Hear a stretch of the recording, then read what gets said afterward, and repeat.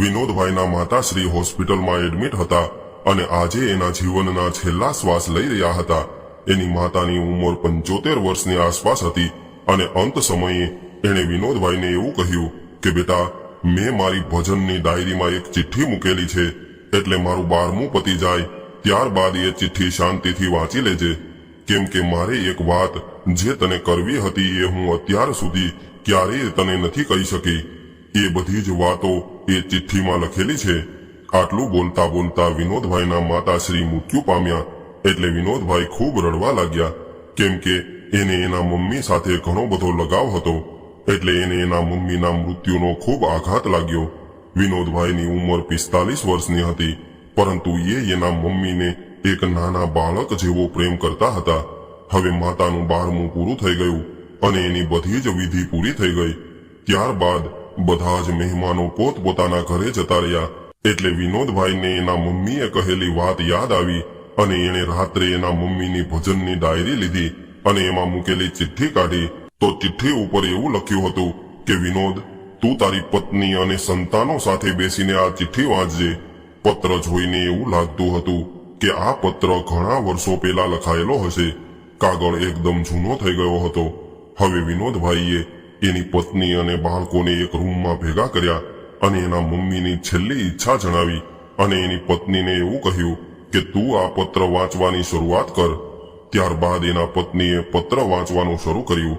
એમાં એવું લખ્યું હતું કે વિનોદ, આ પત્ર એટલા માટે લખું છું કેમ કે તારા પિતાજીએ મને જીવતા જીવ તને કંઈ પણ કહેવાની ના પાડી હતી. એટલે હું જ્યારે પણ મૃત્યુ પામું ત્યારે હું તને કંઈક જણાવવા માંગુ છું. આજે જ્યારે હું આ લખું છું ત્યારે તારા પિતાજીનું મૃત્યુ થયું એને 1 મહિનો થઈ ગયો છે.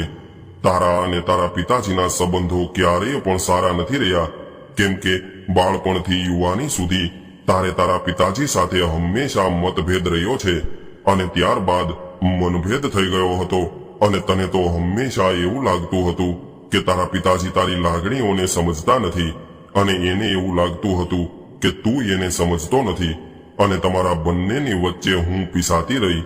તારા પિતાજી થોડા ગુસ્સાવાળા હતા, પરંતુ એ અંદરથી ખૂબ પ્રેમાળ હતા. એની લાગણી ક્યારેય પણ જાહેર કરતા નહોતા, પરંતુ એ તને અને તારી બહેનને ખૂબ પ્રેમ કરતા હતા. પરંતુ તને મારી માયા વધારે હતી, એટલે જ્યારે પણ તારે પૈસા અથવા કોઈ પણ વસ્તુની જરૂર હોય ત્યારે એ મારા થકી તારી જરૂરિયાતો પૂરી કરતા. દીકરા, તારી દરેક જરૂરિયાતનો પાયો તારા પિતાજીનો છે. અને આ બધી વાતો તો ઠીક છે, કેમ કે આ બધું તો દરેક માતા પિતા કરતા હોય છે, પરંતુ તારી જિંદગીની એક ખૂબ મહત્વપૂર્ણ વાત એ છે જે મારા સિવાય બીજા કોઈને ખબર નથી અને એ આજે મારે તને જણાવવી છે. બેટા, તારા લગ્ન થયા એના થોડા સમય બાદ તે અને તારા પિતાજીએ સાથે રહેવાનું છોડી દીધું હતું. એમાં તારી પત્નીનો કોઈ વાંક નથી, પરંતુ તારા અને તારા પિતાજીના મનમાં રહેલો મતભેદ હતો. બેટા, તને યાદ હશે કે આજથી 1 વર્ષ પહેલા તારો અને તારી પત્નીનો ખૂબ મોટો અકસ્માત થયો હતો. ત્યારે તું અને તારી પત્ની બંને આઈસીયુમાં જીવન અને મરણ વચ્ચે ઝોલા ખાઈ રહ્યા હતા. ત્યારે તારી પત્નીની હાલત ખૂબ વધારે ખરાબ હતી અને એને પેટમાં વધારે વાગ્યું હતું અને એની બંને કિડની ડેમેજ થઈ ગઈ હતી. ત્યારે એના જીવવાના સાંચ ખૂબ ઓછા હતા અને એને તાત્કાલિક કોઈ કિડની ડોનેટ કરે એવા વ્યક્તિની જરૂર હતી. ત્યારે તું બેભાન અવસ્થામાં હતો અને તને આ બધી વાતોની કોઈ ખબર નહોતી. ત્યારે ડોક્ટરે ઘણા બધા સેમ્પલ લીધા. ત્યારે તારા પિતાની કિડની મેચ થઈ ગઈ. આટલું વાંચતા જ વિનોદભાઈની પત્નીની આંખોમાંથી આંસુની ધાર થવા લાગી અને એણે વાંચવાનું બંધ કરી દીધું અને રડતા રડતા કહેવા લાગી કે હવે આગળ હું નહીં વાંચી શકું, એટલે તમે વાંચો. ત્યારબાદ વિનોદભાઈએ કઠણ કાળજુ રાખીને આગળ વાંચવાનું શરૂ કર્યું. તો એમાં એવું લખ્યું હતું કે બેટા, તારા પિતાની કિડની મેચ થઈ ગઈ અને તારા પિતાજી પોતાની કિડની તારી પત્નીને આપવા માટે તૈયાર થઈ ગયા, પરંતુ મેં એને આવું કરવાની ના પાડી અને એવું કહ્યું કે તમને તો પહેલાથી જ એક કિડનીમાં તકલીફ છે અને કદાચ તમે તમારી સારી કિડની ડોનેટ કરી દેશો તો તમારી હાલત ખરાબ થઈ જશે. પરંતુ એ સમયે તારા પિતાજીએ મારી વાત ન માની અને મને એવું કહ્યું કે તું અત્યારે મારી ચિંતા ન કર, પરંતુ આપણા દીકરા અને વહુની ચિંતા કર.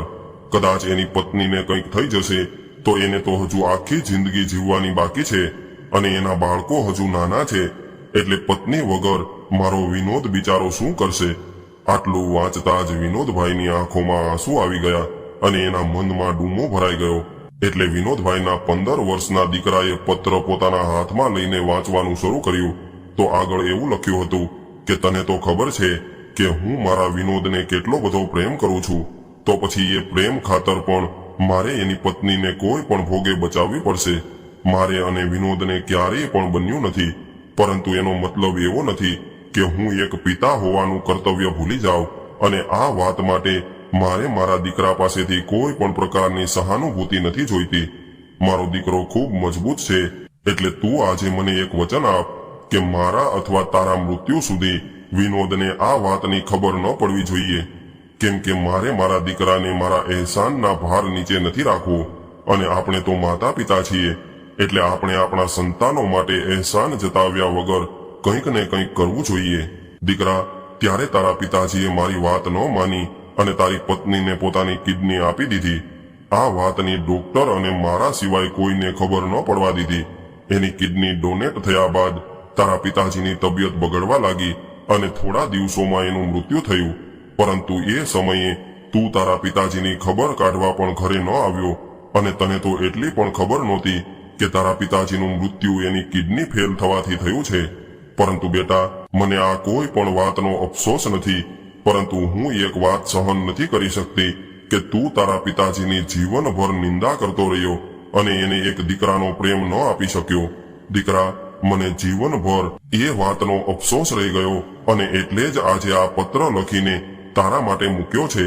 અને જ્યારે તું આ પત્ર વાંચતો હોઈશ ત્યારે મેં પણ આ દુનિયા છોડી દીધી હશે. દીકરા, તારા પિતાજી તને ખૂબ પ્રેમ કરતા હતા, એટલું જ મારે તને કહેવું હતું. અને દરેક માતા પિતા પોતાના સંતાનોને પ્રેમ તો કરતા હોય છે. કદાચ ક્યારેક કોઈ વાતનો વિરોધ થાય અથવા મતભેદ થાય તો પણ માતા પિતાનો પ્રેમ ઓછો નથી થતો.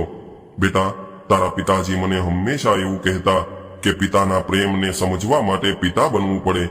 મારો વિનોદ પિતા બનશે ત્યારે મારા પ્રેમને પણ સમજી જશે. બેટા, તું અને તારો પરિવાર હંમેશા સુખી રહે એવી જ મારી અને તારા પિતાજીની ભગવાન પાસે પ્રાર્થના છે. વૃદ્ધ દાદીમાનો પત્ર વાંચીને વિનોદભાઈનો દીકરો અને દીકરી ચૂપચાપ એના પિતાને જોઈ રહ્યા હતા. એના મૌનમાં જાણે એક સવાલ હતો અને વિનોદભાઈની હાલત કાપી નાખે તો લોહી ન નીકળે એવી હતી. એની હાલત તો એવી હતી કે હવે પસ્તાવો કરે તો કોની સામે કરે, કારણ કે માતા પિતા હવે આ દુનિયામાં હાજર નહોતા. ત્યારબાદ વિનોદભાઈ ઊભા થઈને ઘરમાં મંદિર સામે ગયા અને 2 હાથ જોડીને જોર જોરથી રડવા લાગ્યા, કારણ કે એ કંઈ પણ બોલી શકવાની હાલતમાં નહોતા. ત્યારે એનો દીકરો એની પાસે આવ્યો અને કહેવા લાગ્યો કે પપ્પા, હું જીવનભર તમારું ધ્યાન રાખીશ. કદાચ તમે મને ખીજાશો અથવા તો આપણા વચ્ચે ક્યારેક મતભેદ થશે તો પણ હું તમારો સાથ નહીં છોડું, કારણ કે આજે મારા દાદાની વાત પરથી હું સમજી ગયો છું કે એક પિતા પોતાના સંતાનો માટે શું કરી શકે છે. ત્યારે વિનોદભાઈએ પોતાના પુત્રને ગળે લગાવી લીધો અને જોર જોરથી રડવા લાગ્યા. મિત્રો, માતા પિતા એક એવું વૃક્ષ હોય છે જેની શીતળ છાયામાં સંતાનો હંમેશા સુરક્ષિત મહેસૂસ કરે છે. માતા પિતા કદાચ કોઈ પણ વાતના લીધે સંતાનોથી નારાજ હોય તો પણ સંતાનો પ્રત્યે એનો પ્રેમ અને લાગણી ક્યારેય ઓછી નથી થતી. એને હંમેશા પોતાના સંતાનોની ચિંતા હોય છે. એટલે કદાચ તમારા માતા પિતા જીવિત હોય અને એની સાથે ક્યારેક કોઈ મતભેદ થાય તો એક બાળક તરીકે આપણી એવી ફરજ બને છે કે આપણે આપણા માતા પિતાથી નારાજ ન રહેવાય. માતા પિતા ક્યારેક કોઈ વાતને લઈને ઠપકો આપે તો સહજ ભાવથી એની વાત સાંભળી લેવી જોઈએ, કેમ કે માતા પિતા રૂપી વૃક્ષની છાયા દરેક સંતાનોના ભાગ્યમાં નથી હોતી. એટલે એ હયાત હોય ત્યાં સુધી એની સેવા કરીને એને હંમેશા ખુશ રાખવાની કોશિશ કરવી જોઈએ. તો મિત્રો, આજની સ્ટોરી તમને કેવી લાગી કોમેન્ટમાં જરૂર જણાવજો અને પસંદ આવી હોય તો વિડીયોને લાઈક, શેર અને નવા હોય તો ચેનલને સબસ્ક્રાઇબ જરૂરથી કરજો. હર હર મહાદેવ.